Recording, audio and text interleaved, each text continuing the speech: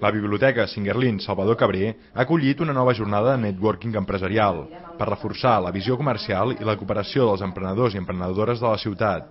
La jornada ha estat inaugurada pel regidor de Promoció Econòmica i president de Grami Impuls, Carles Combarrós, i per la regidora d'Economia i Innovació, Lídia Guinar, i ha comptat també amb la ponència de Jorge Cuervo, coach d'equips i autor del llibre Mejor liderar que mandar. Organitzada per l'Ajuntament de Santa Coloma a través de l'empresa municipal Grami Impuls i en col·laboració amb els ajuntaments de Badalona i de Sant Adrià del Besòs, aquesta tercera jornada de cooperació empresarial del Barcelonès Nord ha comptat amb més de 100 persones inscrites.